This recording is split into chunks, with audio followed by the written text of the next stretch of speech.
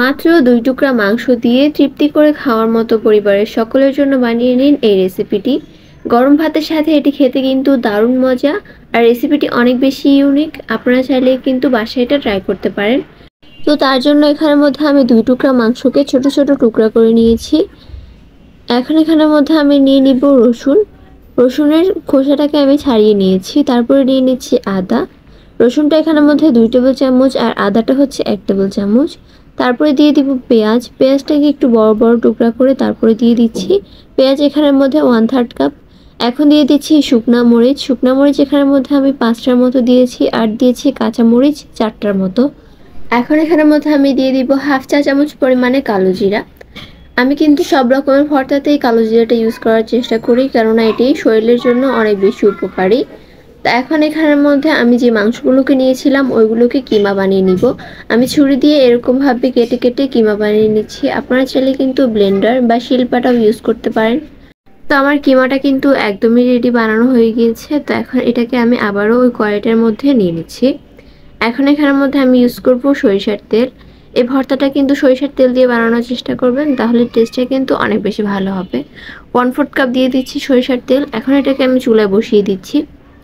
চুলায় বসিয়ে কিন্তু চুলার আঁচটা লো ফ্লেমে রেখে এখন এটাকে আমি কিছুক্ষণের জন্য ভেজে নিব। তার জন্য দিয়ে দিচ্ছি স্বাদ মতো কিছুটা লবণ, 1/2 চা চামচ পরিমাণে হলুদের গুঁড়া, 1/2 চা চামচ পরিমাণে জিরার গুঁড়া। জিরাটা কিন্তু অপশনাল, আপনারা চাইলে ইউজ করতে পারেন, আবার চাইলে কিন্তু নাও ইউজ করতে পারেন, তবে দিলে কিন্তু টেস্ট অনেক ভালো আসে। তো এটাকে আমি খুব সুন্দর মতো নেড়ে মিশিয়ে নিচ্ছি। মাংসটা সিদ্ধ হওয়ার জন্য আমি কিছুক্ষণের জন্য এটাকে ঢাকনা দিয়ে রেখেছিলাম। 2 মিনিট পর ঢাকনাটা সরিয়ে নিচ্ছি। এখন এখানের মধ্যে আমি দিয়ে দিব 1/2 কাপ পরিমাণে পানি। এই পানিটা দেওয়ার ফলে কিন্তু মাংসটা খুব তাড়াতাড়ি সিদ্ধ হয়ে যাবে। আবার এটাকে ঢাকনা দিয়ে রেখে দিচ্ছি। তো ঢাকনাটা সরিয়ে আমি পানিটাকে খুব সুন্দর মতো শুকিয়ে নিব। তো ঢাকনাটা সরিয়ে এটাকে খুব সুন্দর মতো মিশিয়ে নিতে হবে। এই পর্যায়ে কিন্তু পানিটা অলমোস্ট শুকিয়ে গিয়েছে। তো পানিটা শুকিয়ে যাওয়ার পর কিন্তু আমরা মাংসটাকে এক সাইডে রেখে তেলটাকে এরকমভাবে বের করে নিচ্ছি।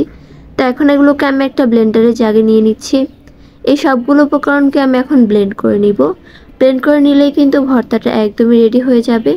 তো দেখতেই তো পাচ্ছেন আমি কিন্তু এটাকে ব্লেন্ড করে নিয়েছি।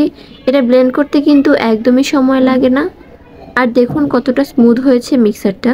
বাটাবাটির ঝামেলা ছাড়াই কিন্তু আপনারা এই ভর্তাটি বানাতে পারবেন খুব সহজেই। তো এখন এটাকে আমি খুব সুন্দর মতো হাতের সাহায্যে গোল গোল শেপ দিয়ে নিচ্ছি। রেস্টুরেন্টগুলোতে কিন্তু এরকম গোল গোল করেই ভর্তা পরিবেশন করা হয়।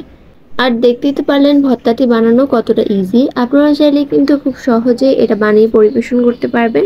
দেখবেন পরিবারের সকলেই কিন্তু এটি খুব বেশি পছন্দ করবে। আমার আজকের ভিডিওটি ছিল এই পর্যন্ত। এই ভিডিওটি ভালো লাগলে চ্যানেলটি সাবস্ক্রাইব করে পাশেই থাকবেন। আল্লাহ হাফেজ।